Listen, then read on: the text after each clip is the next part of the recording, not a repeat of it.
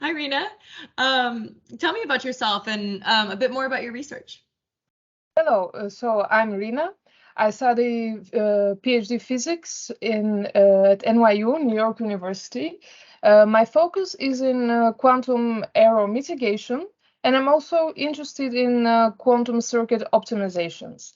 Now, what got me into this field? When I first read and heard about quantum computing, I saw it as a technology that is based in a very intriguing and beautiful theory, but not just that. It is an emerging technology, which means that it has promising applications in various types of industry. And I saw this promise of exponential speed up Mm. and the power or the promise of having these new developments and these new improvements in our lives. Actually, that's exactly what sparked it for me as well. Is just the potential and the vastness of the applications. And you also have a focus on quantum or an interest in quantum chemistry as well. Do you want to talk a little bit about that? I know we're going to spend most of our time on the error mitigation and some of the techniques out there, but talk to me about the chemistry side and maybe also how you see that impacting some of the life sciences. Okay. When I start talking about quantum error mitigation, it is important to emphasize that these techniques, these error mitigation techniques, often have applications in quantum chemistry. How? For example, one of the well-known algorithms in quantum computing is the VQE. VQE aims to calculate the ground state energy for various chemical molecules like the hydrogen, like the lithium hydride. However, the VQE, when we use NISQ devices, which are quantum computers that we possess right now, which are noisy and faulty, VQE, for example, generates approximate values. And the purpose is to mitigate this algorithm, so the approximate values will be as close to the exact values that the theory predicts. And during my studies in quantum error mitigation, I've seen how one of the techniques of the quantum error mitigation techniques generates results that are very close to the exact VQE results. Now, what are the implications? The results will be seen in different industries like life sciences and also battery design. There are also other types of industries, but this is what I've seen closely myself. And there are various studies, especially of the recent weeks and months, that highlight the main message. If we want to see applications in industry as soon as possible, we should focus on both quantum error mitigation and also circuit optimizations. And this is what I'm particularly interested in. So actually, let's dig into that now, the error mitigation and circuit optimization. For those who don't have a deep quantum background, would you mind just kind of giving a high level around what is error mitigation? I know you touched a little bit on it in this problem, but like what is the real challenge here? And then where does circuit optimization come in? Okay, so when we are dealing with a quantum circuit, what do we do basically? What do we measure? We measure average values, expectation values. But the problem is that with the devices that we have right now, we cannot measure the exact or ideal noiseless expectation value of a certain observable that we are interested in. So what do we do? Should we wait 10 years or more for ideal machines to come? No, people have found a way around this. What do we do? Since we cannot decrease the noise, we do the opposite. We amplify the noise, and we measure different expectation values. And then, through certain mathematical tools like the Richardson extrapolation technique, we use these new values that we have for noisy cases to, to derive the noiseless expectation value of our quantum circuit of interest. So basically, we use our current noisy, faulty machines to derive the quantities that we are interested in, the noiseless ideal quantities. So the errors are still there, but we can manage to work with them. And the beauty of it is that we don't need extra qubits, millions of qubits. We can manage it with what we have right now. However, someone may say, for example, that quantum error mitigation will not solve all the problems. So it will not stop us from needing the great perfect machines that we will generate in the future. So what but it brings that near-term advantage, right? At least it lets us start playing with it and getting some type of value out of it earlier rather than later. Yeah, and the date of that we will really find applications will come closer and closer by applying these tools. And also it is important that we need to combine quantum error mitigation with circuit optimization. Now, what is a quantum circuit optimization? When we create a quantum... Just took the question out of my mouth. Yeah, when we create a quantum circuit optimization to generate a certain result, to measure an observable, etc., we have a lot of gates. What do these gates produce? Error and noise, of course. The idea is that we measure something called depth, circuit depth, which means how many parallel actions or measurements we do at the same time, how many parallel procedures are in a quantum circuit. The idea is that the lower the circuit depth it is, the less noise we have. And also, there are certain gates that produce more noise than other gates, like the CNOT gate, which operates on 2 qubits. It is important that we lower the number of certain gates, so we produce less noise. There are ways that we can do this, and I've just come out of a hackathon where I use different tools, different combinations to optimize the circuit of the hydrogen molecule, and I saw myself that there are ways to decrease the number of gates and of the circuit depth, which as a result, combined with quantum error mitigation, brings less noise and fewer errors in our quantum circuit measurements. That's amazing. And what hackathon was that? Just for folks to know that are watching. Yeah, so I participated in this training during the summer from Womanium, which is a non-profit organization based in Washington, D.C. And in this hackathon, I worked with Continuum, a big company that is based in it's like a merge of a company in England and one in the US. And they're a hardware and software company, right? Continuum? Yes, yeah. Indeed. Very cool. That's very cool. And I guess talk a little bit about the work that you're doing with us at Engine. Yeah, so with the guys at Engine, we are doing all of us are doing a specific thing, and with my colleague Laya, she's doing a great work with a hybrid quantum neural networks. And the idea here is that the circuits that we are generating, the quantum circuits, do need some error mitigation techniques, because as we discussed earlier, gates generate error, right? And circuits in general generate errors.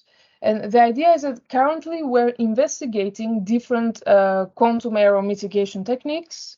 We just held a presentation about some of the main techniques, and now we will experiment by implementing these techniques with the circuits that we have in our GitHub codes. And we want to see and compare which of these techniques brings better evaluations, better error mitigation results. And also, I'd also like to try some circuit optimization techniques, similar to what I did in the hackathon, but I'd like to experiment with more tools, because there are a lot of tools that one can use. Yeah, no, that's really exciting. I'm really excited to see how we can get that kind of package as optimized as possible. We've gotten it so far, and just starting to get feedback as well. That'll be really interesting. Yeah. Now, correct me if I'm wrong, reducing the number of gates, doesn't that also, like if you do circuit optimization, does that also reduce the hardware needs? Like we can actually maybe tackle certain problems easier because it's, it doesn't require the complexity on the hardware. So it's not necessarily just errors, it's also just simplifying what the requirements are, right? Well, in general, the smaller the depth, the better it is.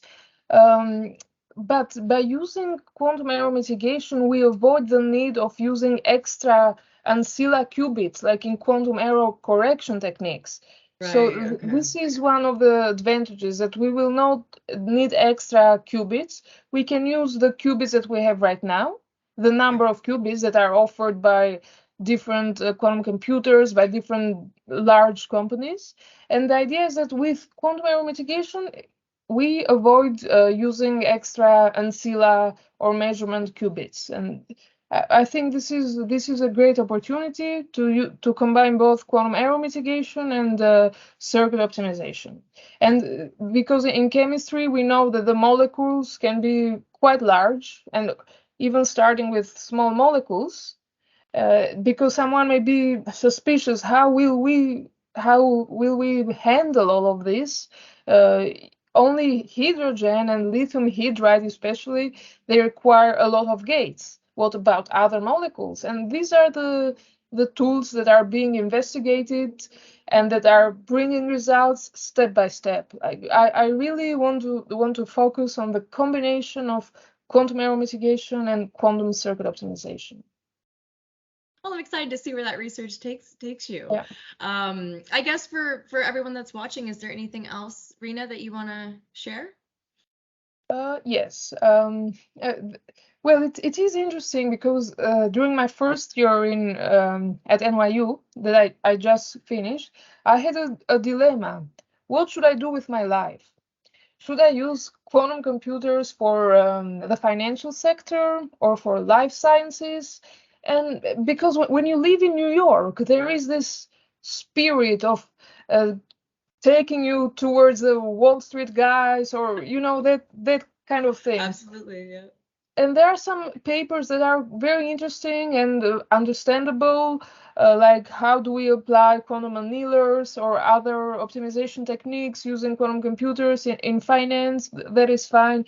But then after some giving it some thought, I decided that I want to focus on the life sciences applications.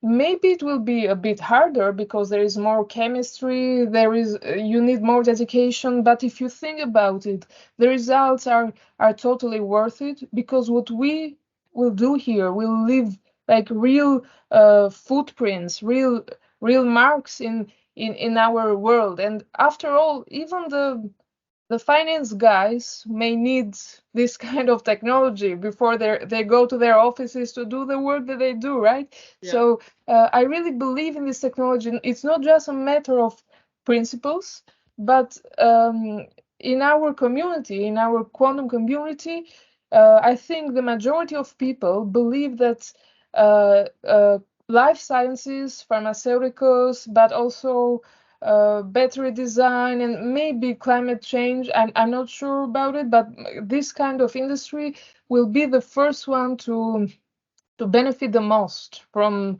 the development of quantum computing. Well, it's a global impact, right? And I think that when we go to the financial services level, that'll bring a lot of value to the individual businesses, and that's great.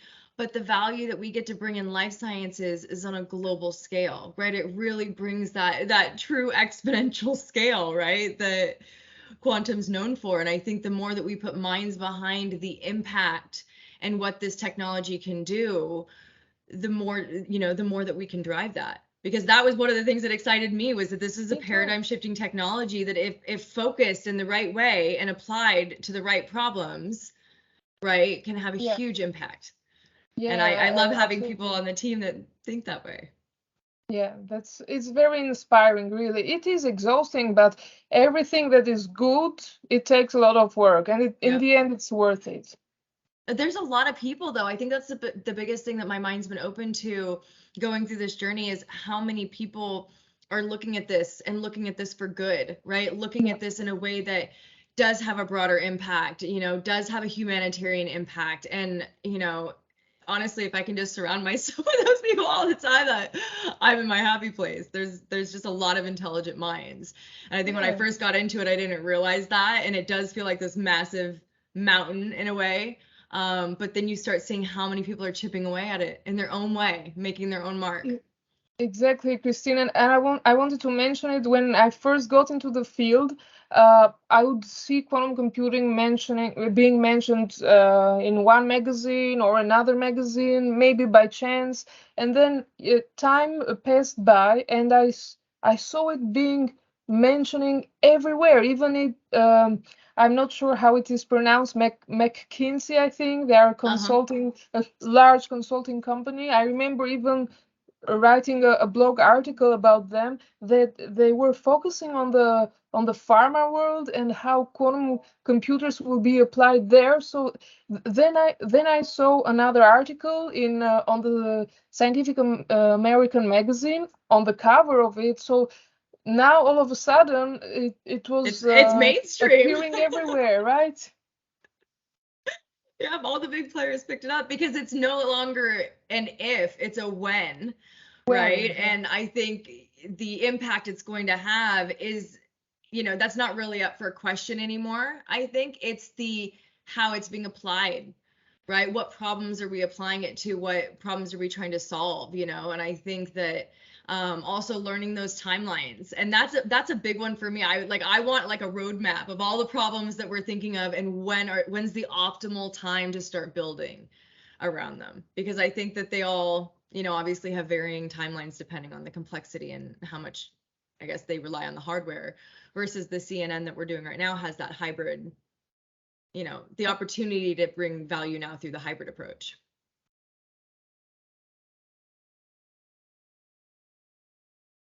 Anything else you want to discuss? Um, well, at the moment, no, but I suppose in the future we will have even more things to discuss. It's Oh yeah. really a fast moving and fast changing field.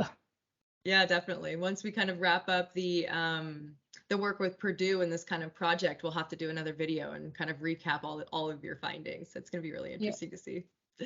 So yeah. thank you so much, Rita. Thanks for, being on our team and joining with us, and also sharing your journey with the folks watching. So for those of you out there, we will continue different series like this, so stay tuned. But until next time.